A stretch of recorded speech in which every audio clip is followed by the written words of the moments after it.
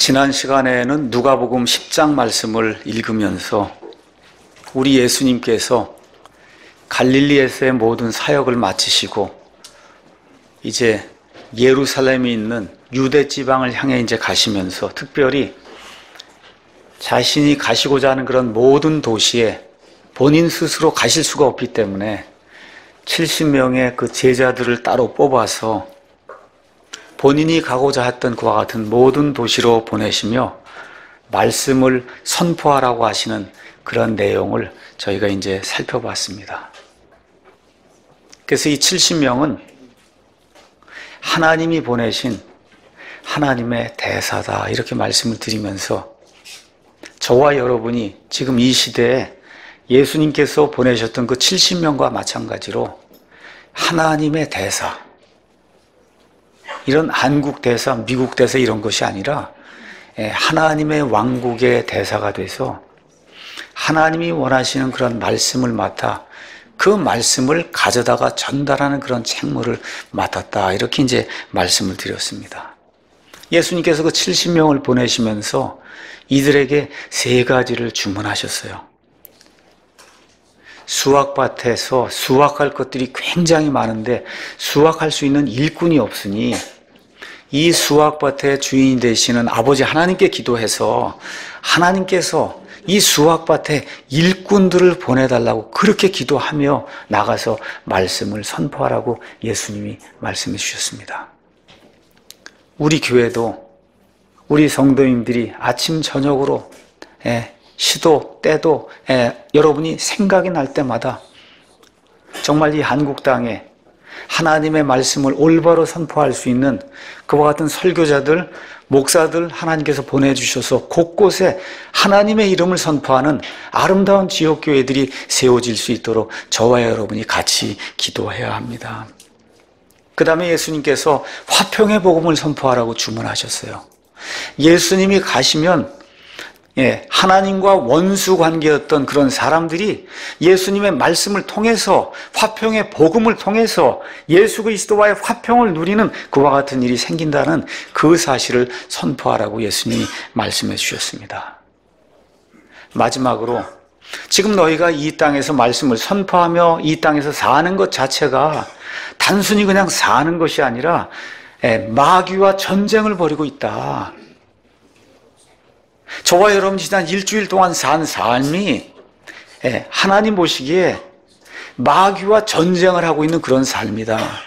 앞으로 우리가 몸을 가지고 이 땅에 사는 동안 얼마가 될지 알 수가 없지만 몸을 가지고 이 땅에 사는 동안 하루하루 숨쉬는 순간순간의 모든 일이 마귀와 전쟁을 하고 있는 일이다 라고 이야기하면서 저와 여러분이 하나님의 대사일 뿐만 아니라 하나님의 전쟁을 치르는 하나님의 군사라고 예수님께서 우리에게 말씀해 주시면서 이들이 나가서 말씀을 선포할 때 사탄 마귀가 하늘에서 패배하고 땅으로 떨어지는 것을 예수님이 보셨다고 말씀해 주셨어요.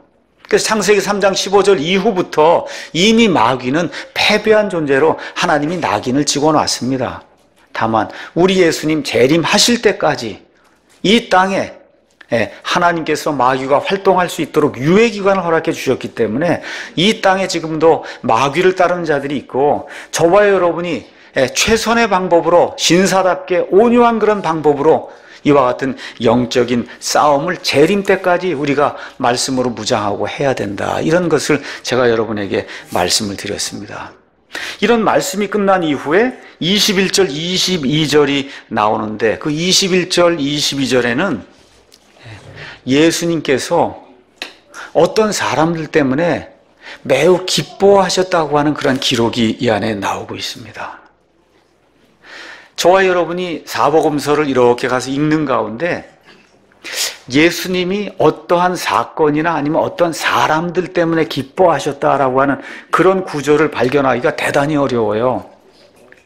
제가 알기로는 예수님이 어떤 사람들 때문에 특별히 기뻐하셨다는 것은 요 대목에만 나옵니다. 예수님이 33년 반 사셨어요. 3년 반 동안의 공생의 사역을 하는 가운데 수많은 사람들을 만나셨잖아요. 여러 가지 일들을 많이 하셨잖아요. 그런데 어떤 특별한 사람들, 여기 나와 있는 이 70명의 그 사람들 때문에 예수님이 기뻐하셨다고 성경이 기록을 하고 있습니다.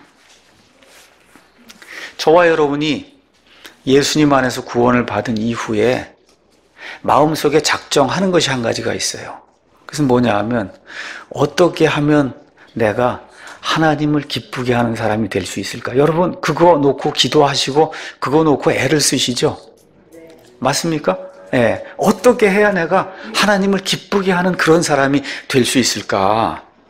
사도 바울은 고린도 전서 7장에 가서 보니까 아마 사도 바울이 결혼했다가 아내를 잃은 그런 상태에 있었던 것 같아요. 거기 가서 보니까 주님을 기쁘게 하기 위해서 심지어 내가 다시는 결혼하지 않고 내가 가지고 있는 모든 시간과 몸과 가지고 있는 모든 것을 다 주님의 기쁨을 위해서 내가 쓰겠다고 하는 그런 고백을 할 정도로 내 주 예수 그리스도를 아는 그 지식이 너무나 고상하고 빼어나고 월등하기 때문에 과거에 있던 모든 것들을 다 똥과 배설물과 같이 여기고 예수님의 기쁨이 되는 그런 사람이 되어야 되겠다고 작심하는 그런 내용이 빌립보서 3장에도 기록이 되어 있습니다. 그래서 오늘은 예수님의 기쁨이 되는 사람들이라고 하는 그런 제목을 가지고 과연 어떤 사람이 예수님의 기쁨이 될 수 있는가? 그래서 저와 여러분이 우리 주님의 기쁨이 될 수 있는 그런 사람이 되는 그런 방법을 성경에 나와 있는 대로 여러분에게 전달해 드리도록 하겠습니다. 먼저 배경을 잠깐 말씀드리겠습니다.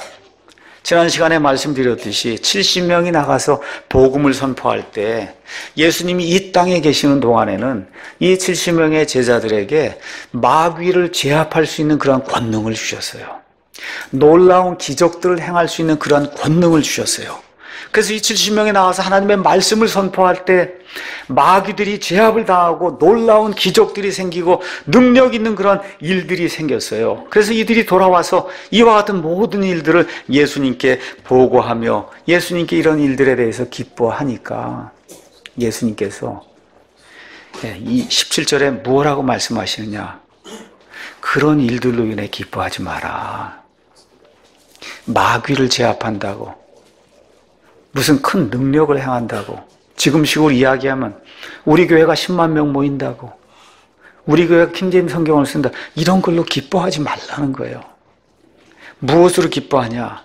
너희 이름이 하늘에 기록된 것으로 인해 기뻐하라. 우리 예수님이 그렇게 말씀해 주세요. 저와 여러분의 이름이 하늘에 기록이 됐다. 무슨 얘기예요? 하나님의 아이들이 됐다는 거예요.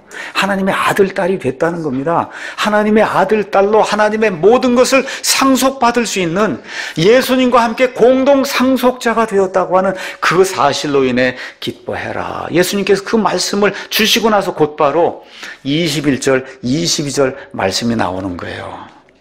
그래서 여기 21절부터 24절에 나와 있는 말씀에는 아버지 하나님이 어떤 분이신가, 또 아들 하나님이 어떤 분이신가, 또 이 아버지 하나님과 아들 하나님과 성령 하나님이 삼위일체 하나님의 기쁨이 되는 그런 사람들이 어떤 사람들인가 하는 것이 이 안에 기록이 되어 있습니다. 그래서 먼저 아버지 하나님은 어떤 분으로 묘사가 되어 있나 한번 말씀을 살펴보도록 하겠습니다. 21절, 그 시각에 예수님께서 영안에서 기뻐하시며 이르시되 오 땅과 하늘과 땅의 주 되시는 아버지여, 아버지께서 이것들을 지혜롭고 분별 있는 자들에게는 숨기시고 아기들에게는 드러내셨음을 감사하나이다. 과연 그러하옵나이다 아버지여, 그것이 아버지 보시기에 매우 좋았나이다. 여기 예수님께서 하나님이세요. 참 사람이세요. 참 하나님이시자 참 사람이신데 우리 예수님께서 무엇라고 말씀하시느냐 하면 하늘에 계신 저 아버지를 가리켜 무엇라고 말씀하시냐? 하늘과 땅의 주인이시다. 지금 그렇게 이야기하고 있어요. 하늘과 땅의 주인이시다. 저와 여러분이 기도 드릴 때 아버지 하고 이렇게 기도하죠? 아버지 하고 기도하십니까? 예. 그 기도할 때 그 아버지 하나님이 어떤 분이시냐? 아버지라고 부를 때 온 땅과 우주와 그 안에 있는 모든 것들을 창조하신 하나님으로 저와 여러분의 생애 열쇠를 쥐고 계신 주인이라고 저와 여러분이 고백을 하는 겁니다. 그래서 우리 기독교의 핵심은 창조자 하나님을 아는 데 있어요. 예수님은 아는데 창조자 하나님을 모른다. 이거 예수님 믿는 거 아닙니다. 예수님께서 처음으로 말씀하신 내용이 뭐냐? 하늘과 땅의 주인이신 아버지요. 이렇게 기록하고 있어요. 그래서 저와 여러분이 구원 받으시려면 그러면 창조자가 누구신지를 아셔야 돼요. 창조자가 누구신지를 모르면 구원받을 수 없는 겁니다. 이 창조자가 어떤 분이시냐? 창세기 1장 1절에 처음에 이 영원이라고 하는, 이 과거의 영원이라고 하는 무한대과 같은 공간 속에 있다가 드디어 시간, 우리 사람이 느낄 수 있는 시간이 시작이 되면서 처음이라고 하는 그런 시간이 시작되는 바로 그 시점, 지금부터 약 6,000년 전에 처음에 하나님께서 하늘과 땅을 무에서 유로 창조하셨다고 성경이 우리에게 기록하고 있습니다. 그래서 하나님께서 무에서 유로 이 모든 것들을 하나님 자신의 말씀으로 창조하셨기 때문에 이 땅과 바다와 땅 속에 있는 모든 것과 하늘 위에 있는 모든 것이 다 하나님의 소유라고 하나님께서 우리에게 말씀해 주세요. 그래서 우리의 생명, 지금 생명이 있으니까 호흡하고 있으시죠?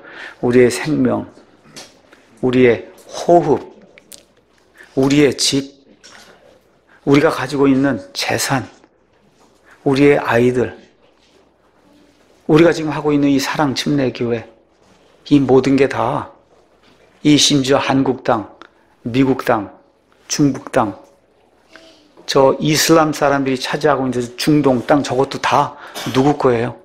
하나님 것이에요. 하나님의 것이에요. 우리가 누리고 있는 모든 것이 다 하나님의 거예요. 사람은 하나님의 청지기로 이것을 관리할 뿐이에요. 그러니까 저와 여러분이 예수님을 믿는다고 할 때 이 정신이 철저해야 되는 거예요. 이 모든 것이 하나님의 것이다. 하나님의 것이에요. 저와 여러분은 목숨을 가지고 이 땅에 살면서 하나님이 주신 것들을 관리하며 하나님의 영광과 하나님의 찬양을 위해서 살도록 지어진 것과 같은 존재다. 이걸 저와 여러분이 반드시 기억해야 됩니다. 그러니까 제가 구원에 대해서 설명하면서 뭐라고 이야기를 해요? 개도 주인을 알지 않냐? 개 주인 압니까 모릅니까? 알죠? 그래서 기독교 구원은 뭘 얘기하는 거냐? 우리 주인을 아는 게 구원이에요. 우리의 주인을 아는 게 구원입니다. 너무나 많은 사람들이 개만도 못하다. 성경적으로는 그렇게 된 거예요. 왜 그래? 주인을 못 알아보니까. 근데 제 얘기가 아니에요. 이사야서 1장 가서 읽어보세요. 소도 자기 주인을 안단 말이에요. 근데 이 이스라엘 백성은 자기를 창조하고 자기를 소유하고 있는 자기의 주인 여호와 하나님을 알지 못한다고 하나님께서 한탄하시는 내용이 이사야서 1장에 기록이 되어 있습니다. 여러분, 여러분에게 주인이 있다는 사실 알고 계십니까? 그 주인이 온 천지 만물을 무에서 유로 말씀으로 창조하신 유일하신 참 하나님 여호와 하나님이신 것 여러분 믿고 계십니까? 그분의 소유인 것 여러분 믿고 계십니까? 예. 저와 여러분이 어떤 것을 소유하고 있는데 저와 여러분이 소유하고 있는 이런 것이 말을 듣지 않으면 그럼 여러분 기분 나빠하시죠? 그렇지 않으세요? 네. 하나님도 마찬가지예요. 하나님이 모든 걸 소유하고 계시는데 특별히 우리 인간들을 하나님이 창조하시고 하나님의 뜻대로 하나님이 사용하도록 이렇게 만드셨는데 하나님이 자유의지까지 주셔서 마음대로 하도록 이렇게 만드셨는데 이 인간들이 하나님의 뜻대로 하지 않으면 하나님이 결국 진노하신다는 거예요. 성경의 핵심 메시지가 그거예요.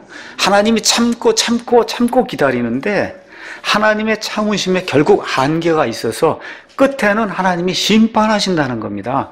여러분 너무 당연한 일 아니에요? 우리가 매일 법정에서 보고 있는 거 그렇죠? 도둑질하고 살인하고 그리고 참아주는데 안 되면 끝에 가서 어떻게 심판하고 그렇죠? 진노에 내어주는 일 저와 여러분이 매일같이 하고 있는 거예요. 자식들도 참아주는데 안 들으면 결국 징계하잖아요. 저와 여러분이.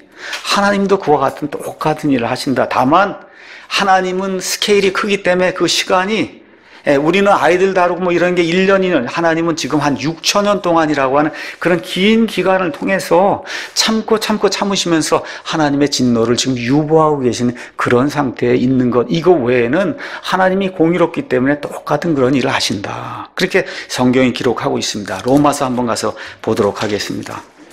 로마서 1장 가서 보니까 1장 18절에 하나님의 진노가 불의 안에서 진리를 붙잡는 사람들의 모든 경건치 아니한 것과 불의를 대적하여 하늘로부터 계시가 됐다. 하나님의 진노. 하나님이 끝까지 참는 건 아니라는 겁니다. 끝까지 하나님을 대적하면 결국은 하나님이 진노로 이들을 심판하는 것, 이 모든 것이 하늘로부터 이미 계시가 되어 알고 있다는 겁니다. 왜 그러냐? 이는 하나님을 알만한 것이 그들 속에 분명히 드러나 있기 때문이라. 하나님께서 그것을 그들에게 보이셨느니라. 이 땅에 사는 사람 가운데 나중에 하나님을 거부하고 하나님 앞에 서서 저는 하나님을 한 번도 안 적이 없습니다, 그렇게 고백할 수 있는 사람은 이 땅에 태어난 사람 가운데 한 명도 없다는 거예요. 하나님이 계신다고 하는 그런 모든 사실을 하나님이 20절에 그분의 보이지 아니하는 것들 곧 그분의 영원하신 권능과 이 수많은 별들을 어떻게 누가 만들었을까? 이 엄청난 파워 하나님이 보여주셨잖아요. 하나님만 하실 수 있는 그런 파워를 보여주셨어요.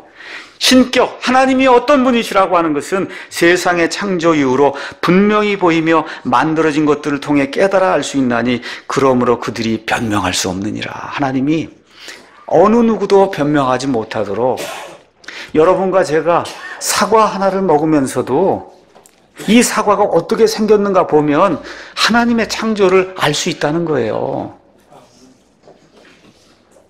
빵 한 조각을 먹어도 어떻게 이게 빵이 돼서 나오는가 한번 생각을 해보시면 그렇잖아요. 한 게 뭐가 있어요? 그냥 심어놓고 한 게 아무것도 없잖아요.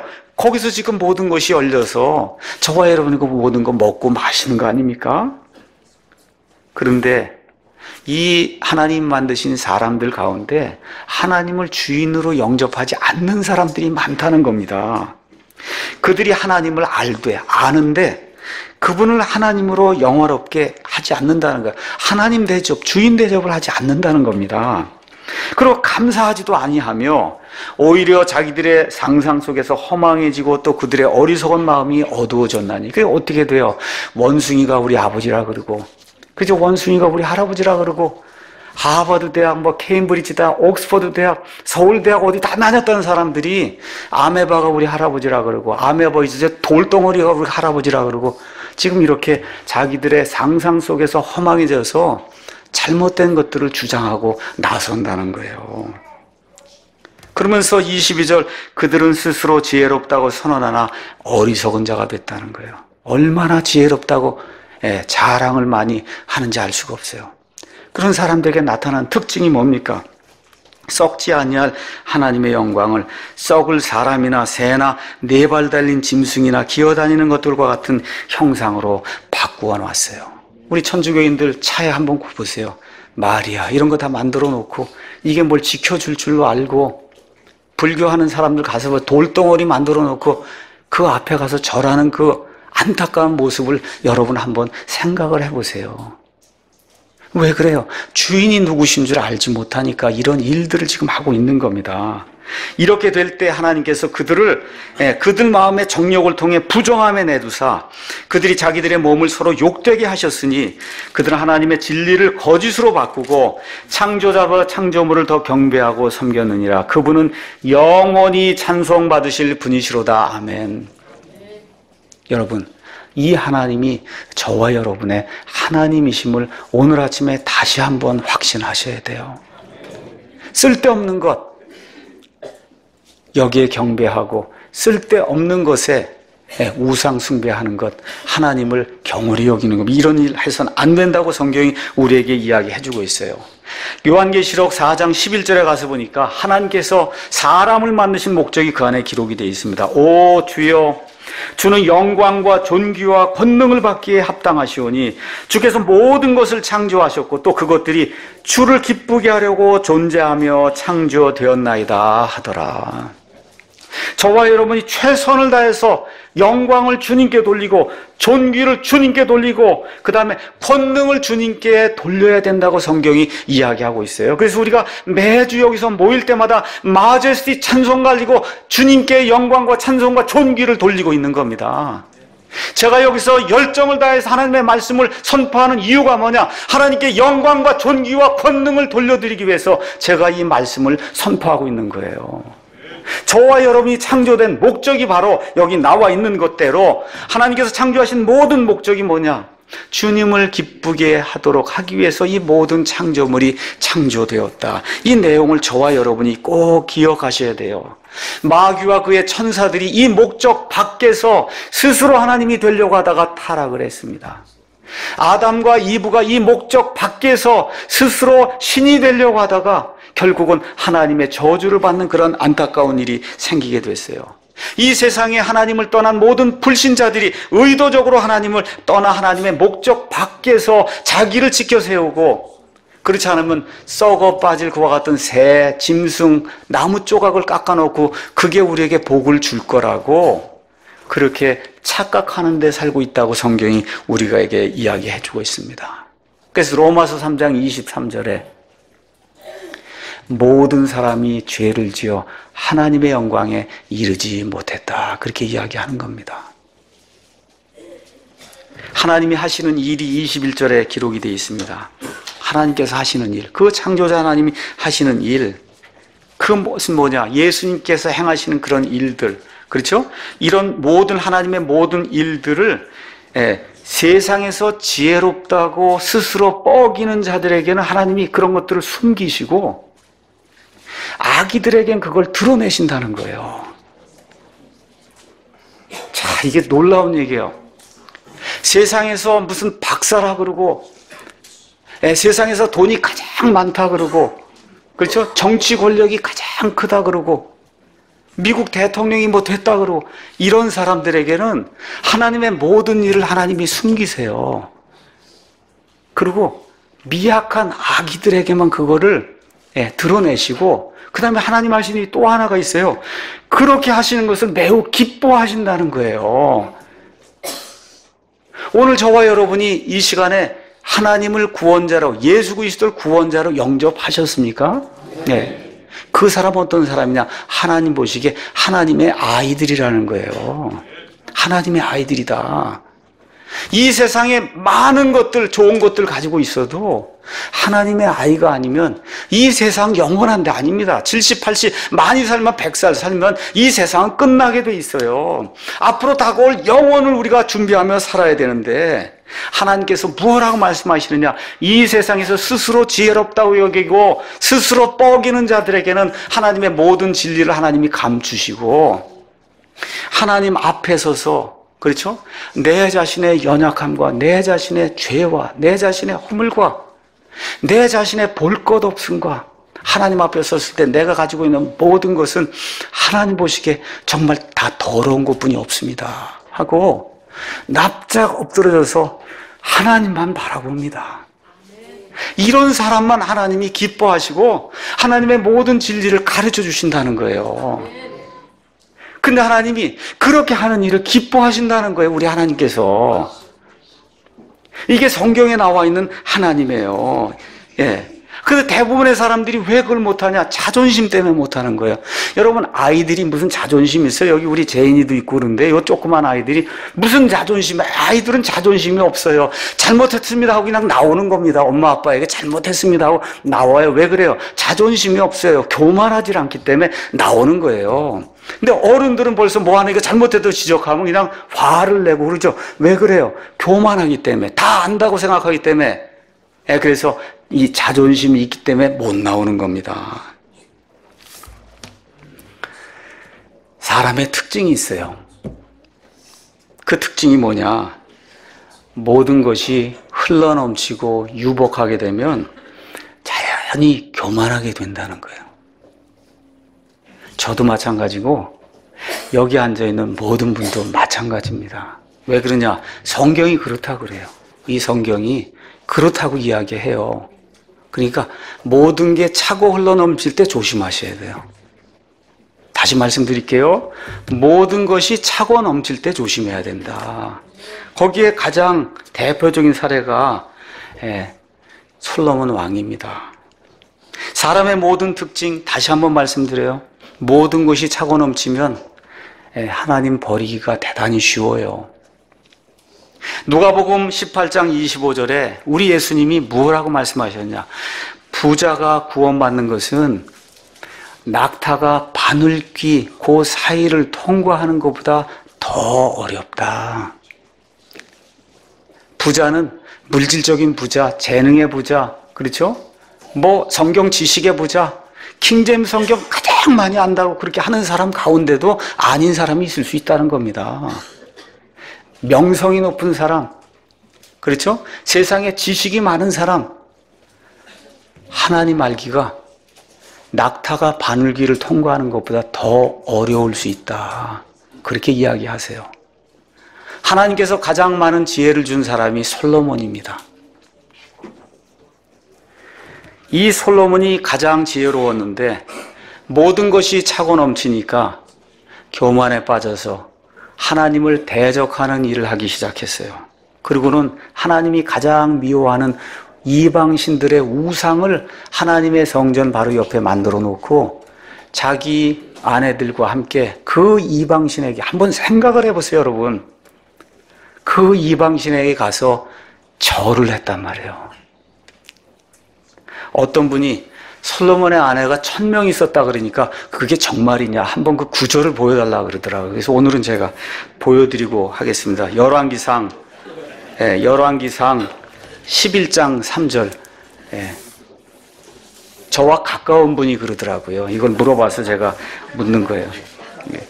11장 3절. 열왕기상 11장 3절에 그에게 아내들 곧 왕비 700명과 첩 300명이, 그 총 몇 명이 있어요? 1000명이 있었는데 그의 아내들이 그의 마음을 돌렸다고 성경이 기록을 하고 있어요. 아내가 차고 넘치니까 어떻게 돌아서는 거예요. 권력이 차고 넘치니까 돌아서는 거예요. 재물이 차고 넘치니까 돌아서는 거예요. 이게 사람인 거예요. 저와 여러분이 꼭 기억하셔야 됩니다. 이게 사람이다. 그건 솔로몬만 그렇지 하면 안 돼요. 저도 그럴 수 있고 여러분도 그럴 수 있으니까 차고 넘치면 하나님을 믿다가도 배도할 수 있는 겁니다. 하나님이 이미 신명기 17장에 모세를 통해서 왕이 될 사람들에 대한 규범을 주셨어요. 거기 규범 중에 3가지 규범을 하나님이 주셨습니다. 첫째, 그 16절 가서 보니까 그는 자기를 위해 말을 많이 늘리지 말며 말을 많이 늘리려고 백성을 이집트로 돌아가게 하지 마라. 하나님을 신뢰해야지. 이 말이 많으면, 말 탈 사람이 많으면, 기병이 많으면 그 뭐야, 군인이 많다는 거거든요. 그러니까 군인을 의지하지 말고, 군대를 의지하지 말고 나를 의지해야 된다. 근데 그 당시에 좋은 말은 다 어디에 있었냐? 이집트에 있었단 말이에요. 근데 이집트가 어떤 땅이에요? 과거에 이스라엘 백성이 속박이 되어 종로로 타던 그런 땅이 이집트 아닙니까? 그러니까 저와 여러분이 구원받은 이후에 과거에 놀던 때, 그 좋다고 놀던 그런 때 이집트 시절을 좋아하면 안 된다는 거예요. 다시는 이집트로 돌아가면 안 된다고 하는데 솔로몬이 이집트의 공주를 아내로 맞이하고 이집트에서 많은 말들을 가져다가 군대를 쌓아놓고는 이 군대로 말미암아 내가 성공하였다, 이렇게 교만한 그런 삶을 하게 된 겁니다. 두 번째, 또 뭐라고 하나님 말씀하시느냐? 17절에 그는 자기를 위해 아내를 많이 두어 자기 마음이 돌아서지 않게 하라고 그렇게 이야기를 하고 있어요. 아내를 많이 두면 문제가 생기니. 근데 이 솔로몬에게 있는 아내는 거의 대부분이 다 이방 여인들 가운데 예쁘다고 하는 그런 여인들 다 데려다 놨으니 이 이방 여인들이 밤이나 낮이나 솔로몬을 조르니까 어쩔 수 없이 어떻게 해요? 성전 옆에 이 이방인들의 신상을 세워놓고 가장 지혜롭다고 하는 솔로몬이 그 앞에 가서 그 여자들과 함께 무릎을 꿇고 절을 했단 말이에요. 세 번째, 뭐라고 기록이 되어 있냐 하면 18절에서 19절.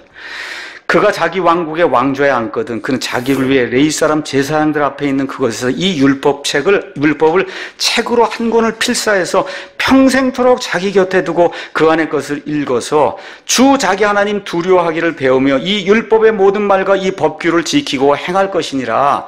이 율법의 말씀에 가장 중요한 게 뭐예요? 나 외에 다른 신들을 두지 말라고 하는 이와 같은 그 율법의 말씀을 필사해서 그 옆에 두고 매일같이 읽으라고 하나님이 왕에게 이미 말씀을 주셨는데, 사람이 차고 넘치고 모든 것이 이렇게 흥황하게 되니까 다 내가 한 걸로 이렇게 착각을 하게 된다는 겁니다.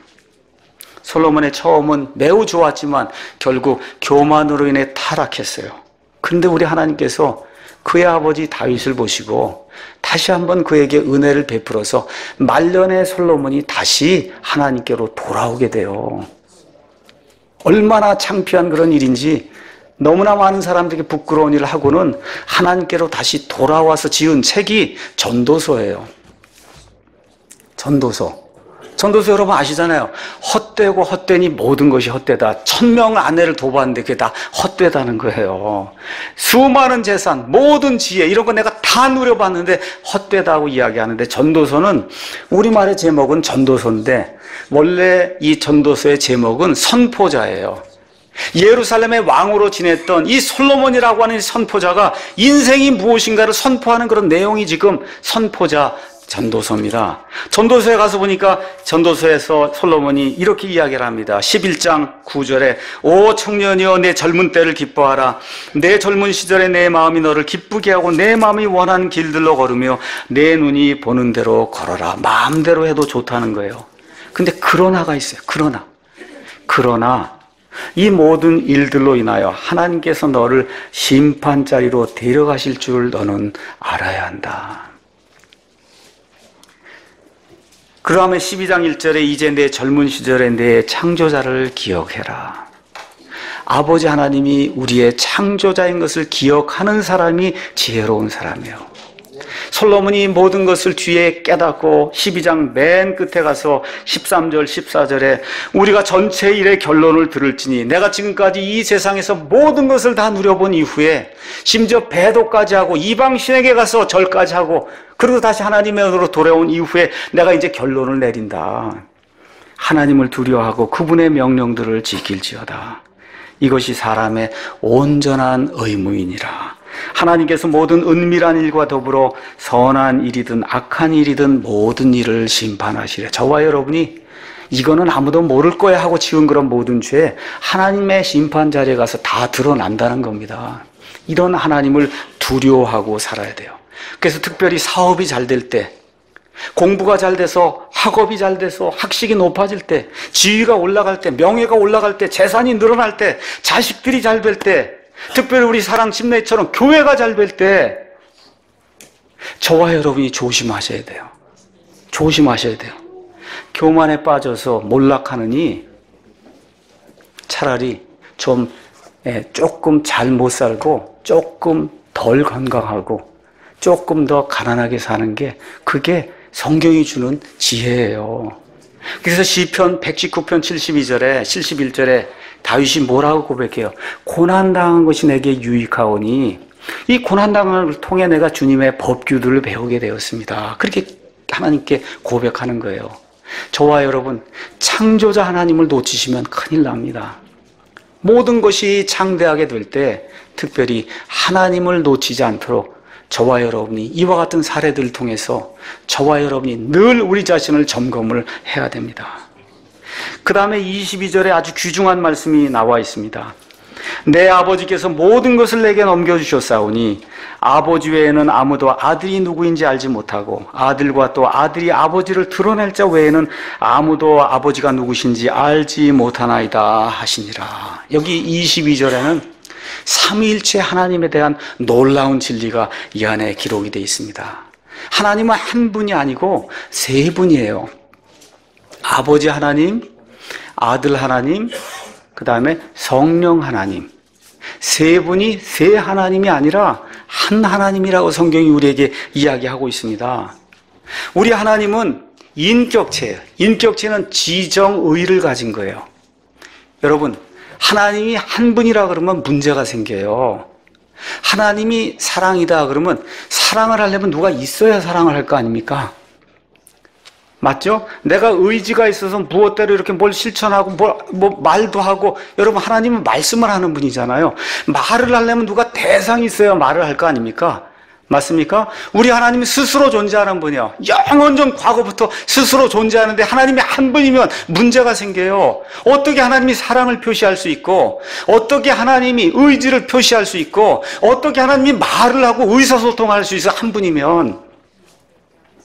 그래서 때 하나님이 세 분이세요. 아버지 하나님, 아들 하나님, 성령 하나님이 이 세 분이 서로 사랑하고, 세 분이 서로 의사소통을 하고, 세 분이 서로 의지를 표명하고, 세 분이 서로 계획을 짜고, 세 분이 하시는 그런 하나님이 우리 하나님이. 그렇기 때문에 하나님이 사랑을 우리에게 보여줄 수 있는 거예요. 아버지가 자식을 사랑하는 그 사랑, 아버지가 아들을 사랑하는 그 사랑이 있기 때문에 우리에게 그와 같은 사랑을 보여줄 수 있는 겁니다. 그래서 성경에 나와 있는 하나님은 한 분이 아니고 세 분이신데, 그 세 분이 세 하나님이 아니라 한 하나님이시다. 성경이 우리에게 이야기하고 있는 겁니다. 그래서 또 많은 사람들이 생각할 때 아버지가 제일 크고 그 밑에 아들이 있고 그 밑에 성령님이 있고, 이거 종속된 존재가 아니냐. 그건 잘못된 겁니다. 다시 말씀드립니다. 아버지 하나님, 아들 하나님, 성령 하나님은 권위와 영광과 능력과 지성과 위엄과 존귀와 모든 것에서 동등하신 분이에요. 누가 더 높고 누가 더 낮고 그런 거 전혀 없습니다. 다만 사람과 관련된 그런 역사를 이루기 위해서 하나님의 일을 집행하실 때는 그 안엔 질서가 있어야 되기 때문에, 그래서 아버지가 하시는 일, 아들이 하시는 일, 성령님이 하시는 일이 다르게 표현이 되고 있어요. 남편과 아내가 한 몸이에요. 거기 지금 자식들이 있어요. 그렇죠? 남편과 아내가 한 몸입니다. 그럼에도 불구하고 하는 일이, 자식들에게 하는 일이 다르지 않습니까? 그렇죠? 마찬가지예요. 우리 아버지 하나님, 아들 하나님, 성령 하나님 모든 것에서 동등하시고 모든 것에서 똑같은 그와 같은 권능을 가지고 계신 분이지만, 우리 사람들에게 자신들을 드러내셔서 하나님의 일을 행하시는 그런 계획 속에는, 거기에는 아버지 하나님이 명령을 하시고 아들이 그 일을 수행하시고, 아들이 간 이후에 성령님이 이 성도들 안에서 일을 수행하시는 그런 모습으로 우리에게 계시가 되어 있습니다. 자, 근데 중요한 것이 뭐냐? 우리의 창조자 아버지 하나님에게는 아들이 있다는 거예요. 이게 뭐가 그렇게 중요하냐? 아들이 없는 신은 가짜란 말이에요. 여러분, 이걸 이해하셔야 됩니다. 아들이 없는 신은 가짜예요. 그 대표가 뭐냐? 이슬람의 알라는 아들이 없어요. 그래서 그건 하나님이 아닙니다. 부처는 하나님이 아니에요. 왜 그래? 아들이 없단 말이에요. 아들이 없어요. 저와 여러분이 구원받을 수 있는 유일한 방법, 하나님을 알아야 되는데, 그 하나님에게는 아들이 있어야 돼요. 아들이 없는 하나님은 가짜입니다. 그래서 이슬람교에서 가장 미워하는 기독교의 교리가 뭐냐? 삼위일체 하나님의 교리를 가장 미워하는 거예요. 어떻게 아들이 있을 수 있냐? 아들이 있을 수 있냐? 아들이 있어요. 잠언 가서 보겠습니다. 구약성경 가서 잠언 한번 가서 보겠습니다. 잠언 30장에 가서 보시면 30장 6절에 이렇게 표현이 돼요. 30장 4절에 이렇게 표현이 되어 있어요. 누가 하늘에 오르셨느냐? 혹은 내려가셨느냐? 누가 바람을 자기 주먹 안에 모으셨느냐? 누가 물을 옷에 싸셨느냐? 누가 땅의 모든 끝을 굳게 세우셨느냐? 내가 말할 수 있거든. 그분의 이름은 무엇이며 그분의 아들의 이름은 무엇인지 한번 말해보라는 거예요. 누구야? 아버지 하나님이 있고 누가 있어요? 그분의 아들이 있어요. 누구예요? 예수님이 있단 말이에요. 아들이 없는 신은 가짜입니다. 구원 주지 못해요. 그래서 아버지를 안다고 하면서 아들을 모르면 가짜예요. 세상 역사에 관한 한, 여기 말씀 가서 보니까 아버지께서 모든 것을 아들에게 넘겨주셨다고 성경이 기록을 하고 있습니다. 그래서 요한복음 5장에 가서 보니까 이걸 이렇게 예수님께서 표현하셨어요. 요한복음 5장 22절 가서 보니까 아버지께서 아무도 심판하지 아니하시고 오히려 모든 심판을 아들에게 맡기셨으니 이것은 모든 사람이 아버지를 공경하는 것 같이 아들을 공경하게 하려 하심이라. 아들을 공경하지 아니하는 자는 그를 보내신 아버지를 공경하지 아니하느니라. 예수님을 멸시하고 예수님을 무시하고 예수님이 없다 그러고 이렇게 하는 자는 아버지 하나님, 창조자 하나님을 멸시한다고 성경이 우리에게 이야기해주고 있는 겁니다.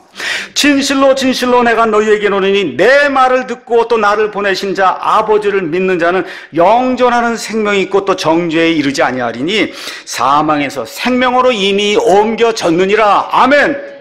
진실로 진실로 내가 너희에게 이르노니 죽은 자들이 하나님의 아들의 음성을 들을 때가 오고 있어요. 아버지가 직접 말씀하지 않으세요. 아들이 말씀하세요. 나중에 휴거가 일어날 때도 아드님이 오시는 겁니다. 나중에 이 땅에 재림이 일어날 때도 아드님이 오시는 거예요. 곧 지금이라 듣는 자들은 살리라. 아버지께서 자기 속에 생명이 있는 것 같이 아들에게도 주사 그 속에 생명이 있게 하셨고 또 그 사람의 아들이므로 그에게 또한 심판을 집행할 권위를 주셨느니라. 성경이 그렇게 이야기하고 있는 겁니다. 그래서 요한일서 5장 12절에 가서 보니까 아들이 있는 자에게는 생명이 있고 아들이 없는 자에게는 생명이 없다, 그렇게 이야기하는 거예요. 여러분 가운데 아들 예수님이 계십니까? 여러분 가운데 우리 주 예수님이 유일한 구원자로 여러분 속에 계십니까? 아들이 없으면 생명이 없는 겁니다. 부처든 알라든 다 아들이 없어요. 다 가짜예요. 이건 안 되는 거예요. 성경적으로 안 되는 겁니다. 이슬람교, 불교, 신도교, 몰몬교, 신천지 이런데 구원이 있을 수가 없어요. 왜 그래요? 아들이 없기 때문에 안 되는 겁니다. 흉내는 낼 수 있어도 아들이 없기 때문에 거기 있는 그런 신을 통해서 구원받을 수 없습니다. 요한복음 14장 6절에 예수님께서 내가 곧 길이요 진리요 생명이니 나를 통하지 아니하고는 아무도 아버지께로 오지 못하느니라. 사도행전 4장 12절에 다른 사람들 안에는 구원이 없나니 온 천하 인간들 사이에 하늘 아래에서 사람을 구원할 수 있는 다른 이름을 하나님이 우리에게 주신 적이 없다고 성경이 우리에게 이야기하고 있는 겁니다. 이 아들이 바로 예수 그리스도예요. 그런데 거기 가서 보니까 이 예수 그리스도는 누구만 아냐? 아버지만 안다 그랬어요. 아버지만 아들이 누구신 줄 안다. 왜 그래요? 영원 전부터 아들과 아버지가 같이 존재했으니까 아버지만 아들이 누구신지 정확히 알고 그 아들만 아버지가 누구신지 정확히 드러낼 수 있다는 거예요. 다시 이건 무슨 얘기를 하는 거냐? 저와 여러분이 창조주 아버지 하나님을 정확히 믿으려면 예수님을 통해서만 믿을 수 있다는 거예요. 예수님이 가르쳐주지 않은 아버지는 가짜 아버지예요. 사복음서에서 우리 예수님이 가르쳐주신 그 아버지만 진짜 아버지입니다. 요한복음 14장 가서 보니까 예수님께서 내가 곧 길이요 진리요 생명이니 나를 통하지 아니하고는 아무도 아버지께로 올 수 없다 그랬더니 거기에 빌립이 나서더니 아버지를 한 번만 보여주시면 좋겠습니다. 그랬더니 예수님이 뭐라고 말씀해요? 빌립아, 내가 그렇게 오랫동안 너와 함께 있었는데 내가 아버지를 보여달라고 하느냐? 나를 본 자는 아버지를 이미 보았느니라. 아들은 오직 아버지만 아시고 아버지는 오직 아들만 아시는데, 근데 또 뭐라고 말씀하시느냐 하면 아들이 아버지를 드러낼 자만 아버지가 누구신지를 아신다는 거예요. 그러니까 저와 여러분이 어떻게 아버지를 알 수 있어요? 예수님을 통해서만 알 수 있다는 겁니다. 이 기독교의 핵심이에요. 예수 그리스도를 통해서만 할 수 있는 거예요. 그분 없이는 아무것도 안 되는 겁니다. 그래서 아들이 없는 종교는 세상에서 유익은 줄 수 있어도 영원에서 유익은 요만큼도 줄 수가 없어요. 아들이 있는 기독교를 믿으셔야 되는 겁니다. 그럼 저와 여러분이 왜 복음서를 공부하고 왜 누가복음 강해를 하고 있어요? 아들을 알기 위해서. 아들을 알아야 누구를 알 수 있어요? 아버지를 알 수 있단 말이에요. 아들을 알아야 아버지를 알 수 있기 때문에 저와 여러분이 지금 복음서 강해를 하고 있는 겁니다. 그럼 아들이 무슨 일을 하시느냐? 이 땅에 오셔서 아버지의 명령대로 구원 사역을 완수하시고 죄에 빠진 사람들에게 위로의 말씀을 주시는 분으로 아들이 이미 이 땅에 오셨어요. 그 다음에 요한복음 14장에 가서 보니까 아들이 하시는 그 일이 정확하게 이렇게 기록이 되어 있습니다. 14장 15절 가서 보니까 너희가 나를 사랑하면 내 명령들을 지키라. 내가 아버지께 구할 터인즉 그분께서 다른 위로자를 너희에게 주사. 지금까지 내가 너희에게 위로자였는데 다른 위로자를 주신다는 거예요. 그분께서 영원토록 너희와 함께 거하게 하시리니 곧 진리의 영이시다 해서 성령님 다른 위로자를 우리에게 보내주시겠다고 말씀하시며 26절에 위로자 곧 아버지께서 내 이름으로 보내실 성령님, 그분께서 너에게 모든 것을 가르치시고 내가 너에게 무엇을 말하였든지 너희가 모든 것을 기억하게 하시리라 라고 이야기하면서 아버지 하나님, 아들 하나님, 그 다음에 성령 하나님의 이 삼위일체 하나님을 우리 예수님께서 보여주신 내용이 그 안에 기록이 되어 있습니다. 그래서 저와 여러분이 하나님의 영이 우리 가운데 들어오게 되면 그러면 아들을 알게 되고 아들을 알면 아버지를 알게 돼서 그래서 온전하게 삼위일체 하나님을 섬기는 그런 사람이 되는 거예요. 그러니까 구원이 뭐냐? 하나님을 아는 게 구원이에요. 성화가 뭐냐? 하나님을 알기 때문에 거룩하게 살려고 노력하는 게 성화예요. 구원은 하나님을 아는 거예요. 아버지 하나님을 알고 아들 하나님 알고 성령 하나님을 알고 성화는 무엇이냐? 그 하나님이 거룩하기 때문에 너희는 거룩할지니라 말씀하신 대로 저와 여러분 하나님의 아들 딸이 돼서 거룩한 삶을 살려고 애쓰고 노력하는 게 그게 성화다. 성경이 우리에게 그렇게 이야기하고 있는 겁니다. 그럼 어떻게 하나님을 알 수 있냐? 하나님이 꿈으로 얘기해 주시고 지금 기적으로 보여주시고 환상으로 보여주시고 하나님 그런 일 하지 않습니다. 하나님 알 수 있는 방법 오직 이걸 통해서만 알 수 있는 거예요. 여러분 하나님 알 수 있는 것은 오직 이 성경을 통해서만 가능한 겁니다. 제가 여러분을 위해서 말씀을 낭독하겠습니다.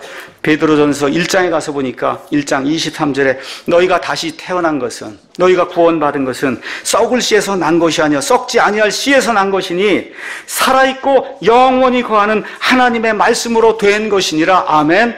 모든 육체는 풀과 같고 사람의 모든 영광은 풀의 꽃과 같으니라. 풀은 마르고 그것의 꽃은 떨어지되 다 같이 한번 읽어보겠습니다. 오직 주의 말씀은 영원토록 지속되나니 복음으로 너에게 선포된 말씀이 이 말씀이니라. 이 말씀이세요. 그래서 저와 여러분이 이 말씀을 생명처럼 여기는 거예요. 이걸 통해서 하나님을 알기 때문에 이것 외에는 하나님을 알 수 있는 방법이 없습니다. 그리고 이걸 통해서 하나님을 알 수 있기 때문에 하나님이 이 안에 있는 모든 말씀을 지금 이 시간까지 하나님이 완벽하게 보존해 주신 거예요.